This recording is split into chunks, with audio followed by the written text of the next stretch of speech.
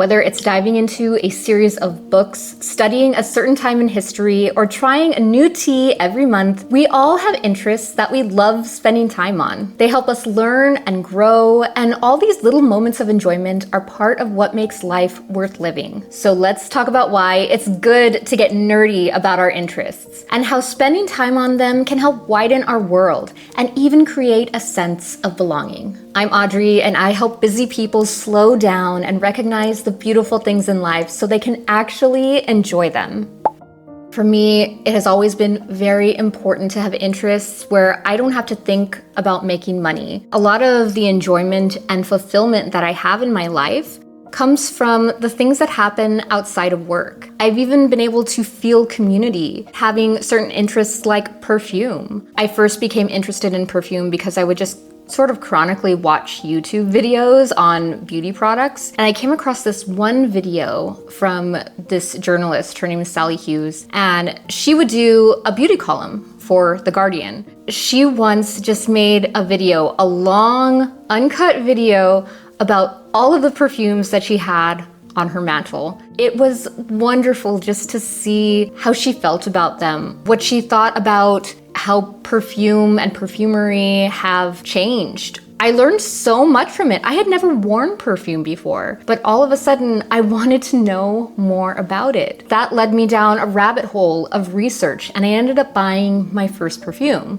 which was Miss Dior Absolutely Blooming. And I actually went to an event in LA not too long ago with my best friend. It was all independent perfumers there. It's just wonderful to see all of these people who all like the same thing in the same place, smelling the different perfumes, talking to the creators of them, thinking about the art and the thought that was put into each bottle. Like, those things matter to me. And I know that's a very niche thing, but we all have niche things that we care about. There are also communities for enthusiasts on every subject, from letter writing to enthusiasts for lighthouses. It's such an amazing way to feel a sense of community, especially if you have trouble in social situations. Just go ahead and look up your interest online, and I'll bet that you can find some sort of community or some sort of adjacent community where people are just as excited about the thing that you are excited about.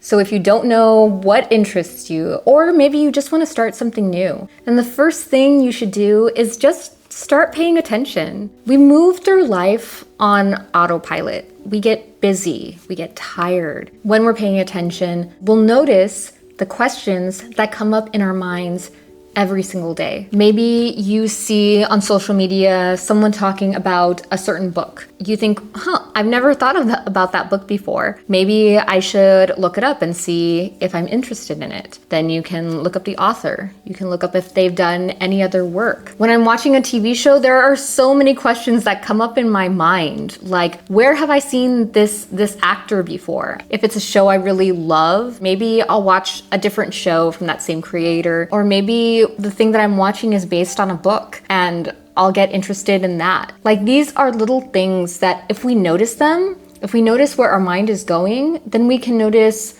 what's interesting us instead of just throwing things away as we go because we feel like we don't have time for them. We don't necessarily need to stop and smell the roses at every moment in our lives, but just the simple act of noticing, what is this question that's coming up in my head, can help us to figure out what our interests are. My only rule for this is that you should make it something positive. It shouldn't be born out of doom scrolling or something that you feel very negative about just because it's going to cause you more stress and anxiety. This is meant to help you make time to feel good.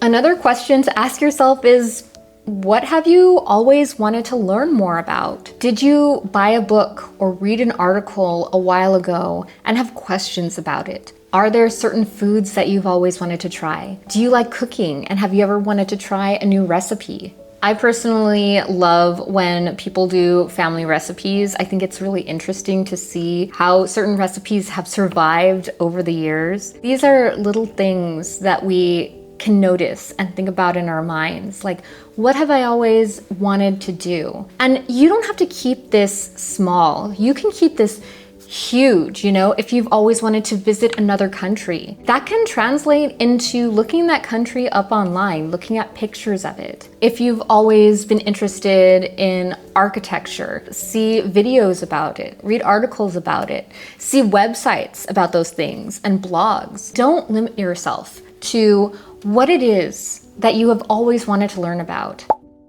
Another thing you can do is get out more. Now, this is the most difficult thing for me to do as an introvert, but you don't have to go into a very crowded place or a place that's very far away. Maybe you can just go to the library. There are some libraries that are historical, going to a museum. Sometimes they will have days where you can enter for free. I would encourage you to go out and explore that. And a few weeks ago, I went to an art exhibit for this artist who does Marvel characters. My sister is a huge Marvel fan. We went and we looked at that exhibit, but they had another one for this abstract artist. I'll go ahead and put her name on the screen. I have never been a fan of abstract art just because I don't really understand it. And this abstract artist had the most gorgeous art. There was color, there was sparkle, they were nature inspired.